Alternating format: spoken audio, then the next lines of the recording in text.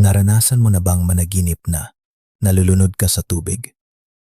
Isang nakakatakot at nakakakaba na panaginip na minsan ay nagiging dahilan para magising tayo bigla sa gitna ng gabi.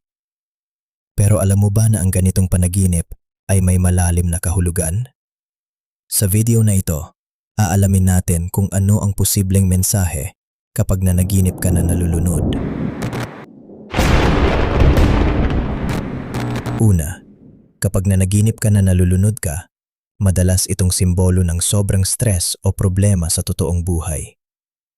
Maaring may mga sitwasyon na pakiramdam mo ay nahihirapan kang kontrolin o parang nalulunod ka na sa dami ng iniisip. Pangalawa, ang panaginip na ito ay maaari ring magpahiwatig ng matinding emosyon tulad ng lungkot, takot o pag-aalala. Parang ipinapakita ng iyong isip na may mga nararamdaman kang pinipigilan o hindi na ilalabas. Kung sa panaginip mo naman ay may taong nagligtas sa iyo mula sa pagkalunod, ito ay magandang senyales. Maaring may taong darating na tutulong o susuporta sa iyo sa isang problema. Pero kung nakita mo ang ibang tao nang nalulunod, maaring ibig sabihin nito ay nag-aalala ka para sa isang tao sa iyong buhay o may taong kailangan ng iyong tulong. Kung sa huli naman ay nakaligtas ka sa pagkalunod, ito ay simbolo ng pagtagumpay sa mga pagsubok.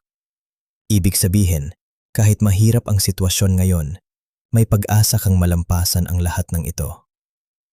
Tandaan, ang mga panaginip ay kadalasang sumasalamin sa ating emosyon at mga karanasan sa araw-araw na buhay.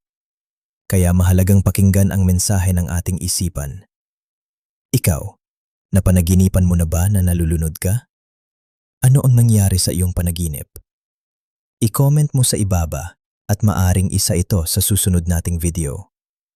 At kung gusto mo pang malaman ang kahulugan ng iba't ibang panaginip, huwag kalimutang mag-like, mag-subscribe at pindutin ang notification bell para hindi ka mahuli sa mga bagong video dito sa Dream Science PH.